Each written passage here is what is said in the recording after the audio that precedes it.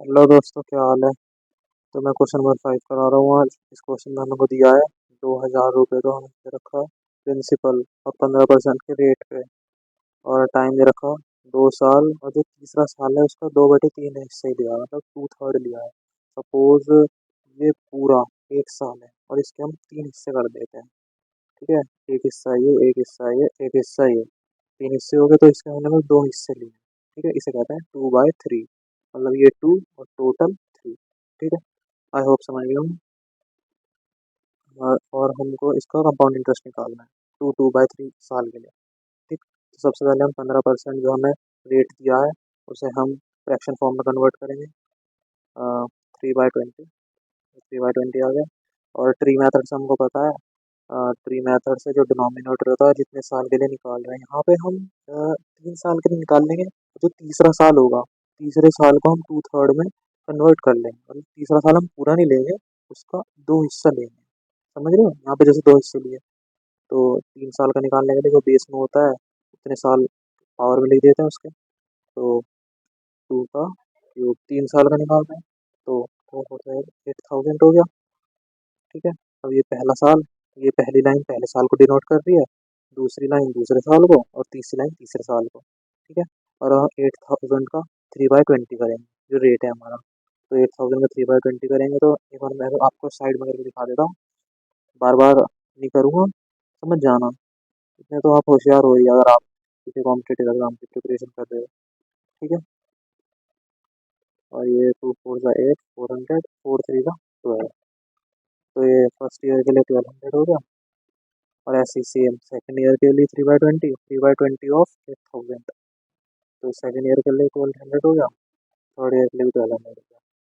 ठीक, फिर उसके बाद हम अम, आगे करेंगे। उसके बाद हम यहाँ पे नीचे इसके 1200 का 3/20 करेंगे।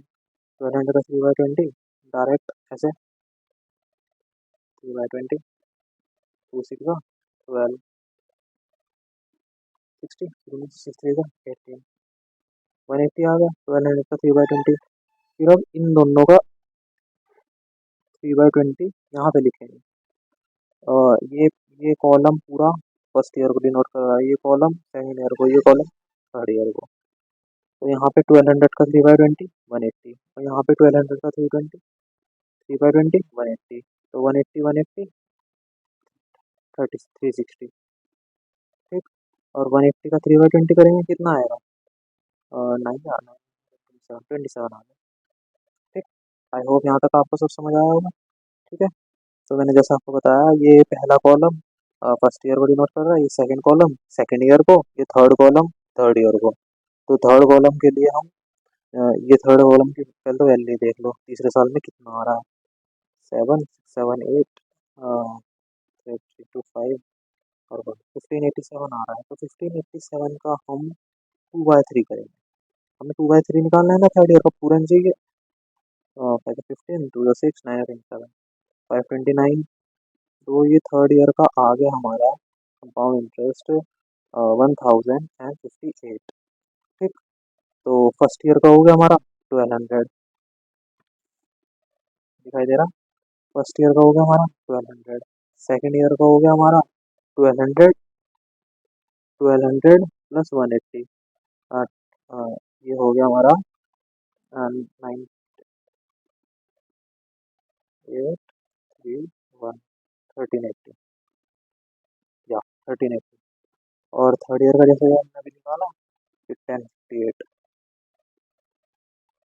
ठीक, ये हमारा पूरा कंपाउंड इंटरेस्ट आ गया। 8 8 13 6, एंड दिस इज 3। गड़बड़ लग, चलो देखते हैं। 13, हाँ ठीक है।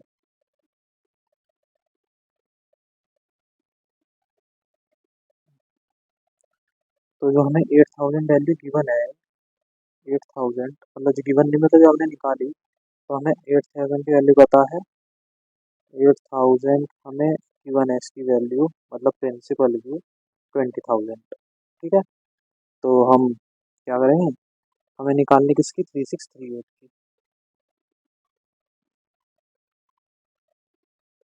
3638, क्योंकि हमारा कंपाउंड इंटरेस्ट यही आया ना 3638, एक्सैक्ट वैल्यू नहीं है, रेशियो में गिवन है।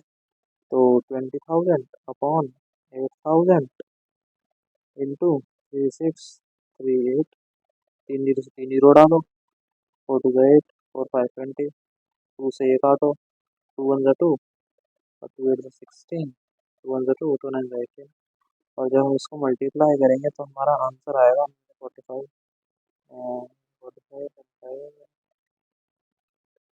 5 5 4 9 40, 5 9095 हमारा आ गया कंपाउंड इंटरेस्ट। ठीक है, आई होप आपको समझ आया होगा। Thank you.